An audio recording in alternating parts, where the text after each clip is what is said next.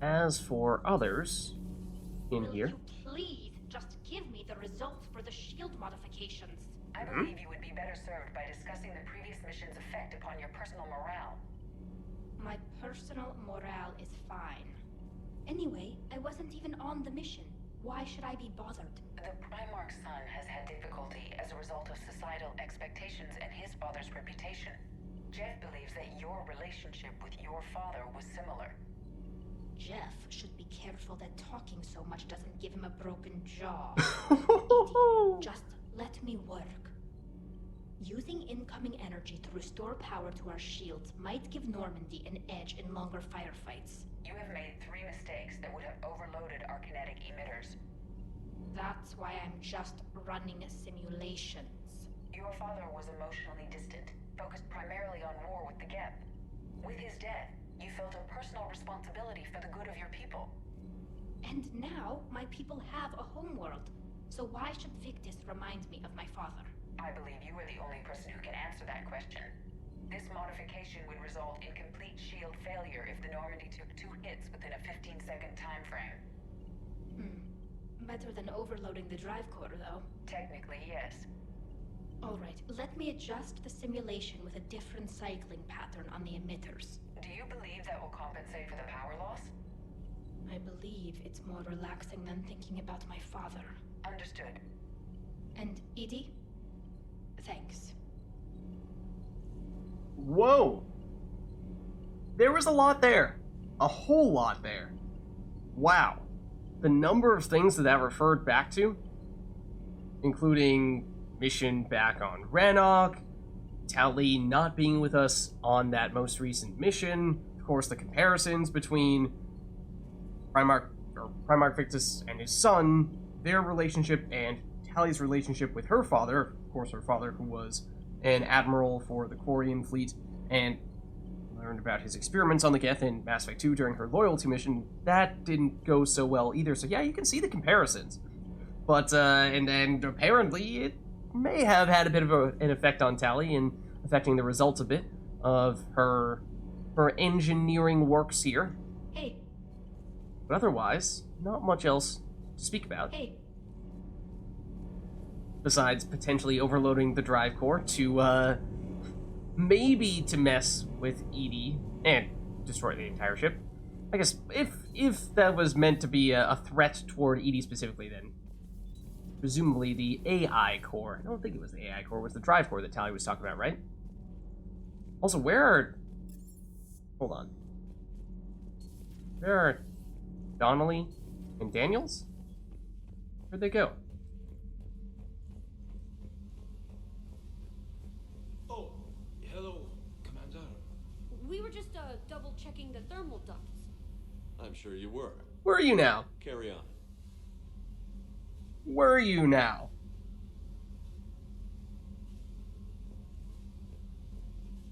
We can't actually talk to them, even if we go up to them. All right, we'll just be on our way here. Don't mind us. Do you think Shepard noticed? I'm sorry he didn't. I'm so embarrassed. We definitely didn't notice anything. We definitely didn't. They're still watching us. We definitely didn't see anything. So that's where they went, huh? You may recall a time when they were having a bit of an argument in which they were talking about how there was a lot of talk in the engineering room about admiring other women, but they just never seemed to take any interest in each other until we supported them. We said, you know what? Maybe it is worth giving each other a chance. And only a little while later, and they do seem to have been getting caught up on what they missed out on earlier, I suppose. Commander? Okay, anything else? Oh, we didn't go down to the bottom floor, the shuttle bay. Anything new from Cortez? Doesn't hurt to go over the weapon roster one more time. I don't think that's unique. Sure. Maybe it was. As for James, Primarch's son is in over his head, no? does seem that way. Hey, Does seem that way. Alright. And we could once again see if there are any other upgrades we might want to make. At this point, at 33,000 credits, maybe we could upgrade things like, I think it was down here, the particle rifle, which is a weapon that for the most part has become obsolete now that we've gotten the N7 Typhoon. But there are some niche situations in which the particle rifle may still be preferable, most significantly with James, where Typhoon's still fantastic with him, don't get me wrong. But the particle rifle, I believe, does technically fire more quickly than the Typhoon does, and so for that reason, with James exploding incendiary ammo, it can proc that effect more often, so we've yet to really try that out much, to be honest with you, but upgrading the particle rifle for when we do that would, of course, make it more likely for it to be comparable, if not potentially a little bit better than the Typhoon for that purpose. So, I mean, fully upgraded Typhoon versus a not upgraded particle rifle, probably going to mean that the Typhoon is better in that situation. I mean, like, individual upgrades are not worth that much additional power, but other than that, Venom we could potentially justify upgrading. That's, of course, another really good shotgun, as is the Geth Plasma Shotgun, although since we're not really planning on using this ourselves, and as I think I was saying previously, not great with squad mates since they're unlikely, if not just outright never going to charge it up for the additional damage, it's perhaps just not the best fit on this playthrough for us. Then our other snipers, no thanks. Other shotguns, not great. The Talon actually can be really good, but I thought I heard somewhere that squad mates are not great with this either for whatever reason. Maybe they don't fire it quickly enough for some reason. But other than that, Vaesen is the weapon that we just recently got for our most recent mission.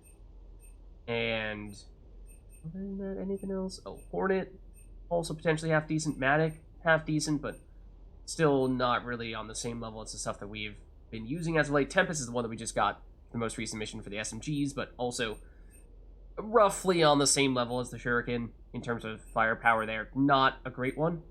So, Arc Pistol, that could be something worth upgrading. Also probably one that's not worth doing for squad mates, but for us, I could potentially see a situation in which we were to use the Arc Pistol on Shepard if, for example, we had a mission where we thought having a more precise, accurate weapon to shoot from a greater distance would be useful to us, because of course the Acolyte is not very precise, and there are some things that it just straight out cannot do, like it can't pierce any cover at all. And so Arc Pistol could be a great way to do that, and similarly the Hurricane is not great at range because it's not that accurate, even if it can, I mean, it's a little more precise than the Acolyte, I suppose, in that it at least fires individual bullets, whereas the Acolyte shoots that little mini explosive. But, I mean, also just the Arc Pistol is an amazing weapon. Also one that probably doesn't make a ton of sense on squad mates because it is another charged weapon, but as I was saying, it's good enough that we could potentially justify using it in some cases for Shepard. It's also quite cheap to upgrade. So that's actually a little bit tempting. The other thing that I was thinking about was just check the price real quick from Serta for the next Metagel capacity upgrade. It's 27,500. We can afford it. It would be cheaper to buy it directly from the Citadel, which we would do if we wanted to get this. But I just wanted to get a general sense as to how much monies we're looking at. I think that means it's 25,000 if we were to get it on the Citadel. So if we did that, we'd have, what, enough for a tiny little bit of other upgrades, but not much else. I mean, I still think that this is probably one of the, if not the most significant upgrade remaining for us, since most of the other stuff is just a luxury. Whereas in this case, it's more so, you know, there theoretically may be situations in which it is quite literally life or death. If we are out of metagels and we really need a metagel, then obviously having one additional metagel means you might live in that situation. So we do see the city ruins here, where there's the new locate bomb quest that we just picked up.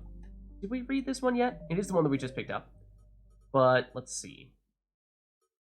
Tuchanka bomb. The Turian team that crashed on Tuchanka was trying to prevent Cerberus from detonating a bomb that would cause massive casualties on the planet. Land on Tuchanka and help the Turian platoon stop Cerberus. So that's the idea behind it. But as I was saying, let's take an ever so quick pit stop and just head over back to the Citadel and upgrade our meta jail. Just take a matter of minutes.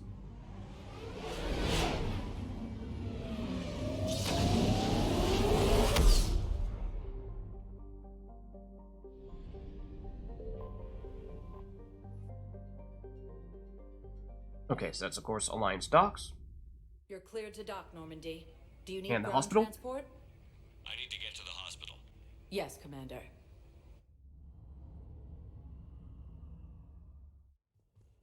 Okay, so let's just save the monies here. Because especially for something that is expensive as this upgrade is here. 25,000 credits. This is the cheaper version. You're paying an additional 2,500 if you buy it off the Normandy, so that does make a pretty big difference. Because now they're out of stock. So that may have been the last upgrade there. So, in some ways, I think that might be kind of a good thing, because as we were just saying, it's pretty darn expensive, and they were getting significantly more expensive with each subsequent upgrade, so happy to see that we do not need to shell out even more money for that.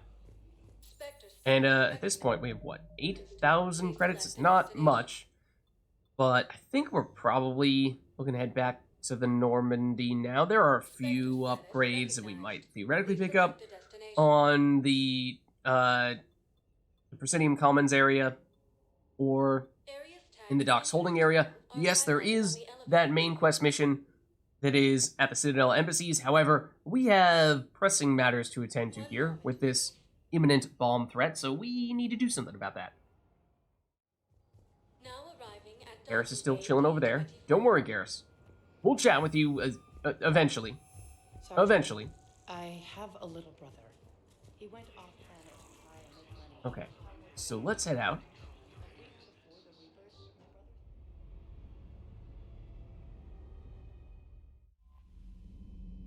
And now, I think we are ready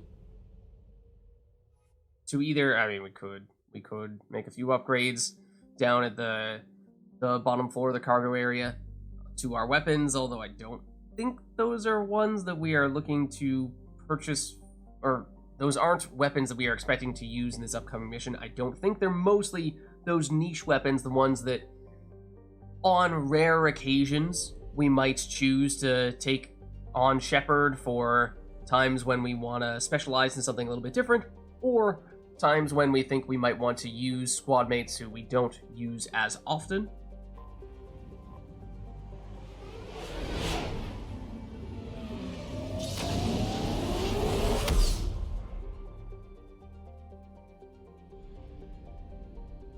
Okay, so back to Tuchanka we go.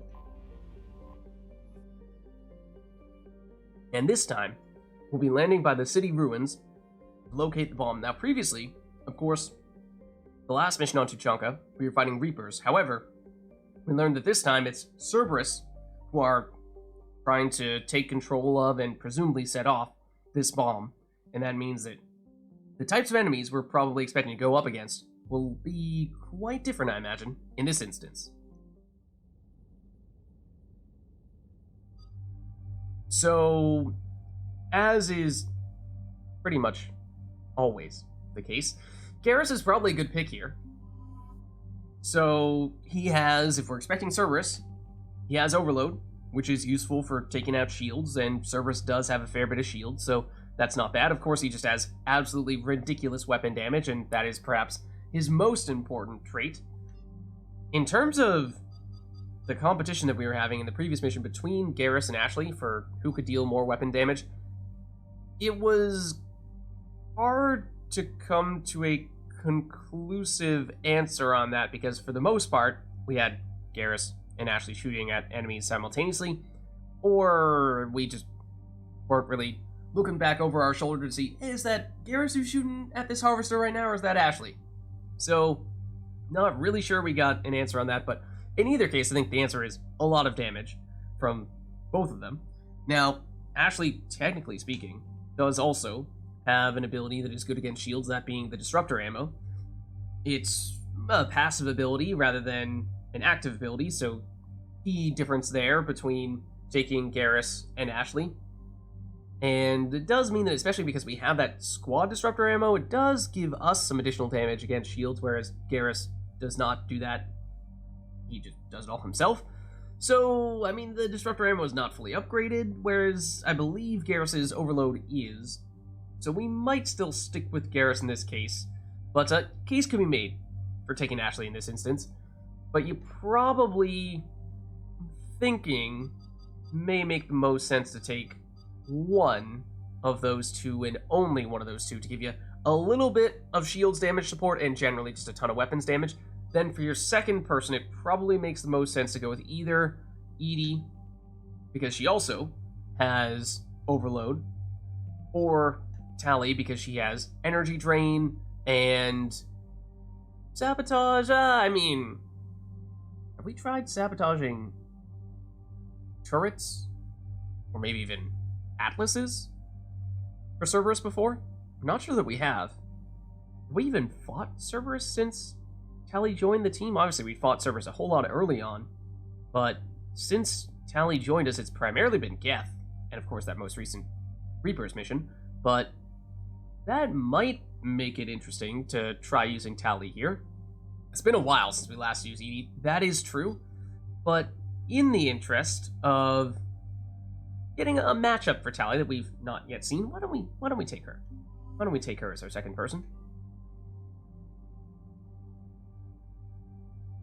Okay, so then for weapons here,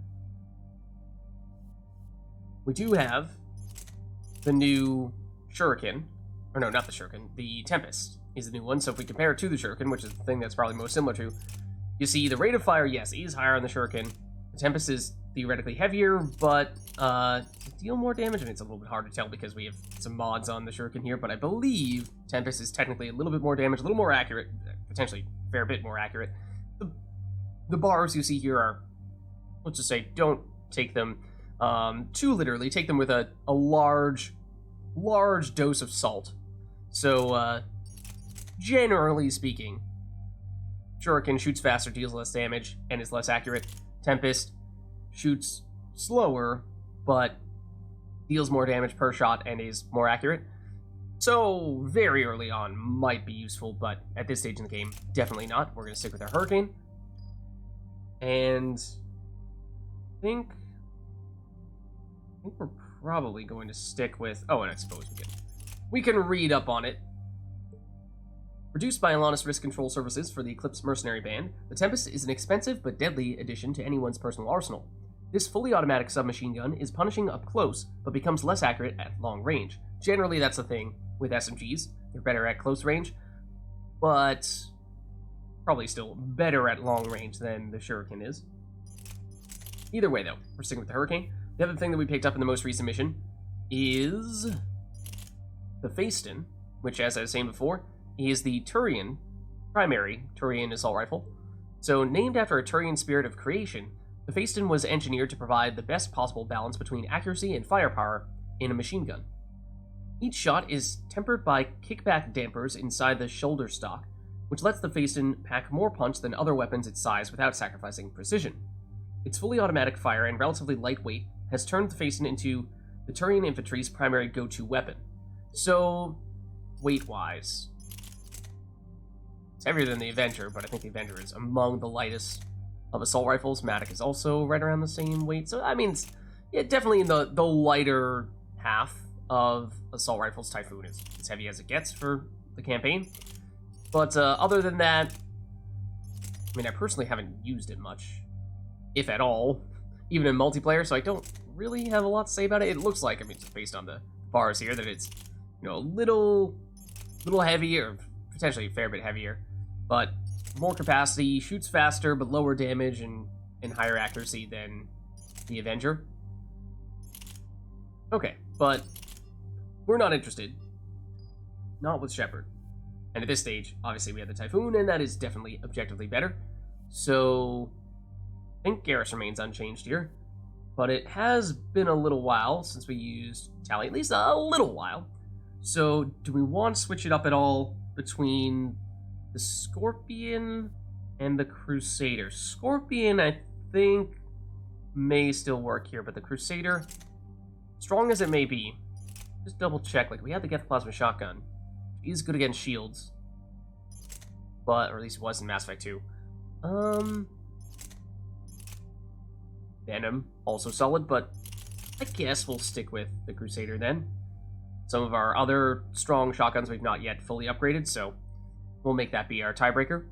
Okay, so I think we'll stick with this in that case.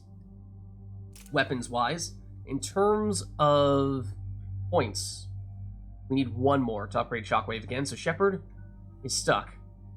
Tally can make one more upgrade here, either to Sabotage, Combat Drone, or Quarian Machinist, her passive. So do we have a preference there? You could make the case. That given how we're expecting to run into Cerberus here, that might influence the direction that we're looking to go with Tally. So I'm thinking... Just take a look at what the next round of passive would be. Tech damage, tech duration, weapon damage. We definitely go the tech damage route there. We are using her primarily as a tech damage person. Squad bonus for shield recharge speed. Or drone specialist, increase the recharge speed of drone powers by 50%. What number are we on for recharge speed? The defense drone is quite quick. The combat drone is also quite quick. So I think that may be overkill. That may not be necessary, in which case, I mean, this tech damage, 30% and 30% duration is certainly, it's nothing to snuff at.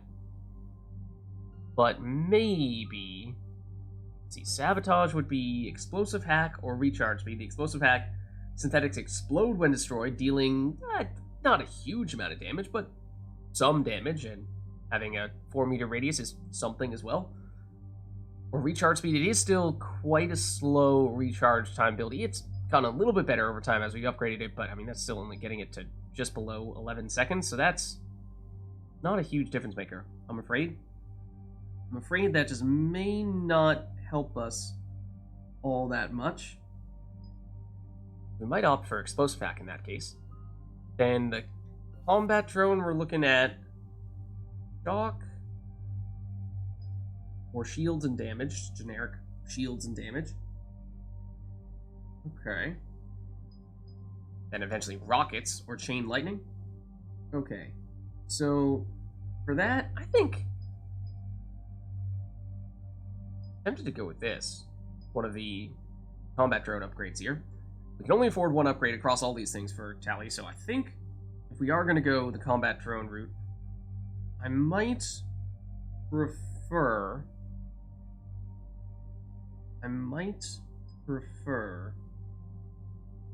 if we go with the shock here. I think, if I remember correctly, the shock is a different kind of attack. It has its default attack that stuns targets and draws enemy fire. And that's what deals, well, now 64 damage. This is a separate ability altogether, this shock, that deals 160 damage, so it deals it more damage, and it has a radius to it.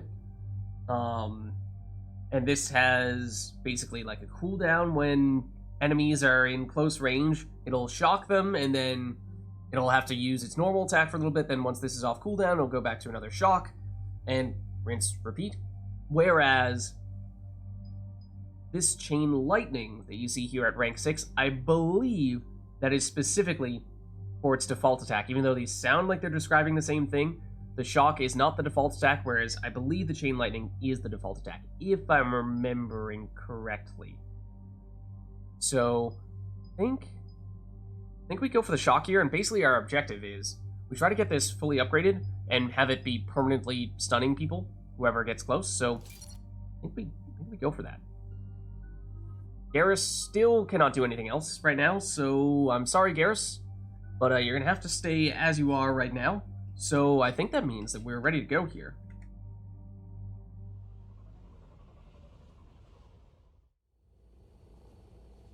Your We hear you, 9th Platoon. We're approaching the bomb site, Commander. Getting bounced around pretty bad. This is as close as we get, Lieutenant. Look for somewhere to set your platoon down. Copy that. Talk to me about this Cerberus bomb. It's not Cerberus, Commander. It's Turian. What Yeah. do you mean, Turian? I suspected as much. Centuries ago, after the Krogan rebellions, the bomb was a safeguard against another galactic war. Brutal, but it makes a certain kind of sense. Put the Krogan down hard if they tried anything. At the time, maybe yes. After the Krogan rebellions, you could see why the Turians felt the need to make those kinds of precautions, but here and now, when we have just started to build an alliance for once between the Turians and the Krogan, this is the kind of thing that could be a little incendiary, if you know what I mean. You won't earn trust with tactics like that. But right now, we focus on disarming that bomb. Yes, but Cerberus found it.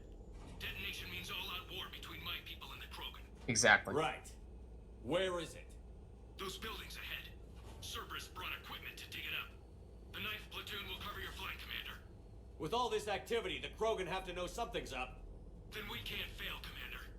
Copy that, Lieutenant.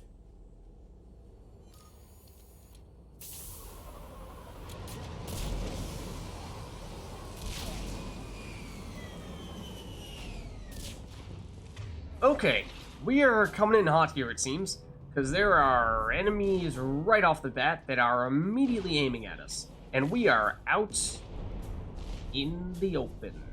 So this is unfortunate. I am looking for cover that we might be able to take, because there is not a lot of it right now.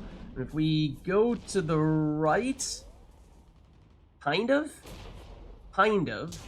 but not necessarily from the angle that we're most concerned about. Tally, this could be a good time to stun some peoples, big time. And Garrus, while you're at it, why don't you overload as well? And there's just not even going to be time to set up ammo abilities, it doesn't seem. We would like to have defense matrix on, and then I think we're just going to keep on rolling. I think we're going to keep on rolling, and then maybe these are just default assault troopers. Theoretically, we can singularity them. Oh. Well, I mean, we have to. Keep your heads down.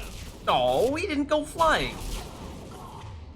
Okay, for whatever reason, some of these troopers do not seem to be taking much notice of us. Oh, that one might have been because there was the drone on it. So it was doing its job, it seems. Garrus, you can maybe activate... Can Garrus activate his armor-piercing ammo when his abilities are on cooldown? I didn't think so. But, okay, I mean, we could warp this guy and take him out, I guess. Okay, fortunately... Oh, that guy looks like he's about to throw a grenade at us. Or maybe he's getting staggered. I can't really tell. You'll see all the explosions around here. Technically speaking, I do not think we can actually be damaged by them, fortunately. Yeah, but for all the assault troopers they have here, maybe we're out of range or something, but not doing much harm to us right now. When we're out in the open like this, maybe just need to be cautious not to press on forward too aggressively. Like this cover? I guess this is like... Okay, this was cover, to be fair. Definitely would have helped. But we're not done yet. We've gotten rid of some, but not all of them. We do seem to need to move in a bit here. Okay. I think those are shield generators that we're seeing popping up occasionally there. Yeah, generators. Okay. So I think we might be good when it comes to defenders. Or rather, enemies right now.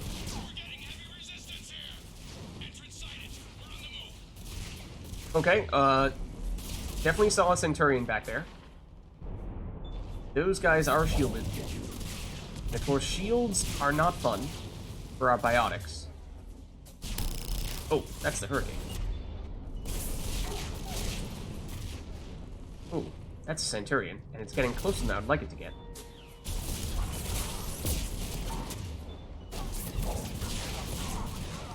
Okay. Oh, Oh no, that's Garrus. I thought that was someone getting very close to us.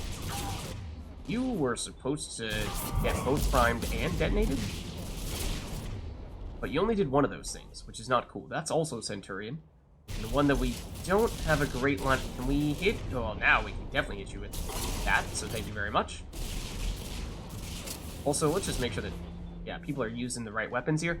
I think Crusader's probably fine. It is, at least right now, more of a long-range encounter, which would not normally lend itself well to shotguns. But as we've said previously, Crusader specifically, when it comes to shotguns, is about as good as it gets for long-range engagements. See this assault trooper, and perhaps another one behind it, which I assume is what we're seeing on our map. Which, I mean, they're not showing up right now, but...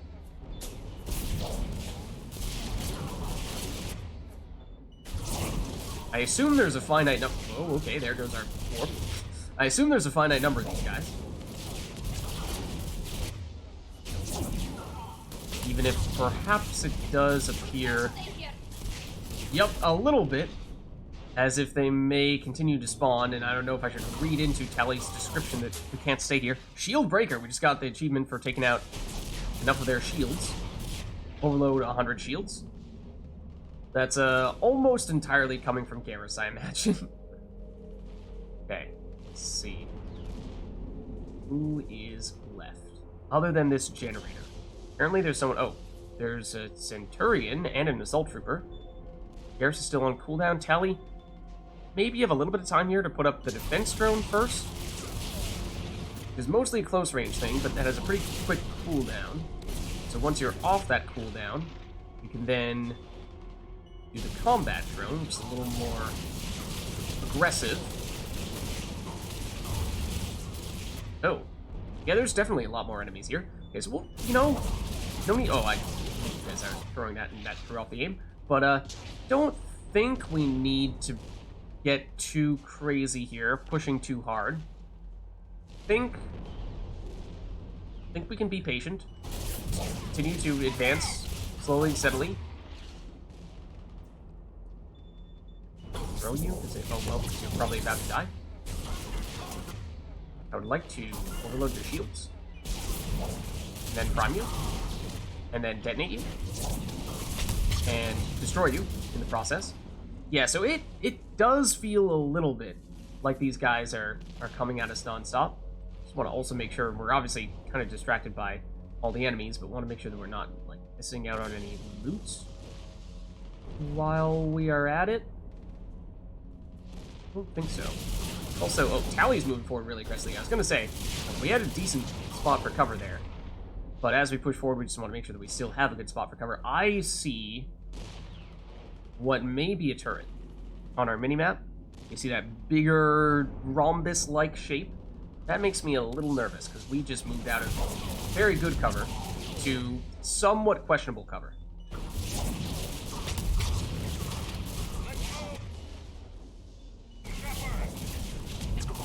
Working on it. We're working on it, Garrus. Is there still indication of there being a drone there? Not right now. Okay. There's somebody. Oh, yes, there's a Centurion right here. Can we hit him with that? I'm not sure if we can. The defense drone could probably get to... Or, not defense drone. That should have been assault drone. Oh, but her drone is still up. It's looping around. It'll get there. It'll get there. Also, we just cannot see this Centurion through smoke. Now we have the angle on you, though. But that did not work. But that also did not work. Tent number 2. Oh, look, we got them both, though. Beautiful. We need to get to cover. Okay, like, yes, but also it does seem like perhaps they've stopped raining all the missiles on us right now. So perhaps this is the time we're looking for to load up on ammo. We did actually fire a few shots with the Acolyte. I know. What? What is this? Crazy talk. We need to get to cover. But check to see if we got all the loots that there may or may not be here. Definitely still more shield pylons. Is that all we're seeing? We need to get to cover. I get it, Tally. This is around the furthest we've been thus far. Not yet seeing anybody spawn in, though, fortunately. Okay.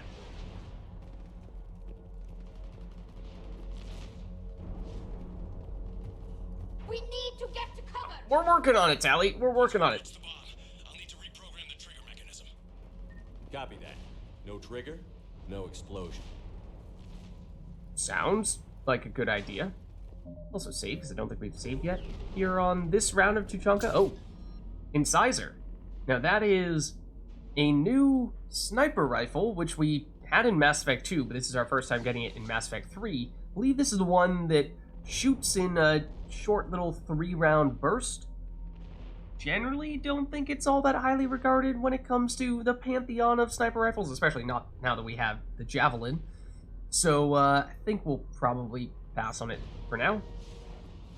But it exists, and again, this is of course a mission that we theoretically could have done much, much earlier. Shotgun blade attachment. We could have done much, much earlier, because we got this basically as soon as we finished. Is it Paladin? Right? Yeah. Yeah, as soon as we finished Paladin, right before the priority Tuchanka. Obviously, we would have had to have done the initial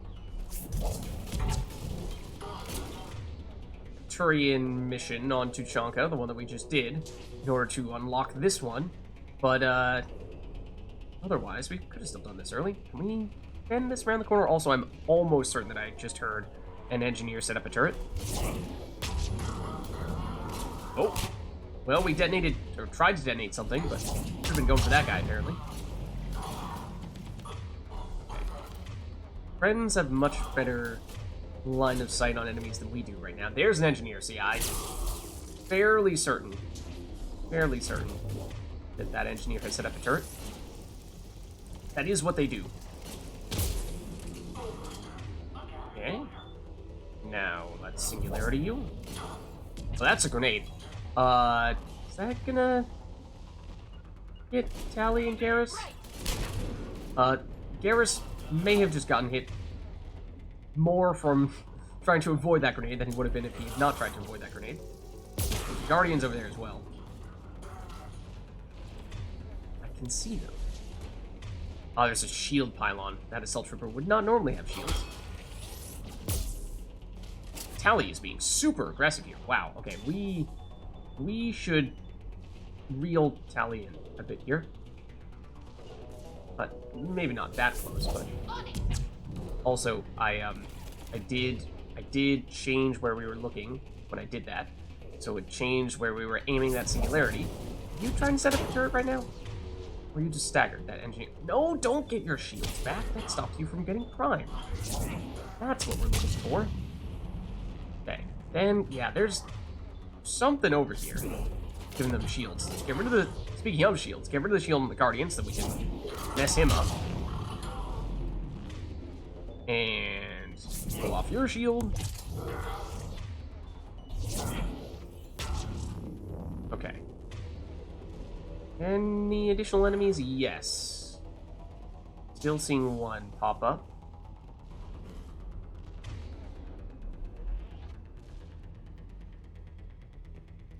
Notably, we did not see any turrets, which may not be a coincidence. They can deactivate if you don't engage them for long enough. I don't specifically remember targeting it, but one of our teammates might have taken it out as well. Well, there's a shield pylon giving us shields. There you are. That might have been the one that was giving all them shields. Can we get this around that little iron bar? I'm not sure about this. Oh yeah, we did. Okay. We're good. We're good. Okay. Now, ooh, what do we have here? Gauntlets. Okay, sure. That's nice, I suppose. Shepard, a way out on the left. Okay, Tally. Tally is super enthusiastic, super engaged in this mission, which I do appreciate, but also... Okay. We've got to cover Tally. We just gotta believe. We just gotta believe. Let's look around a little bit for loots.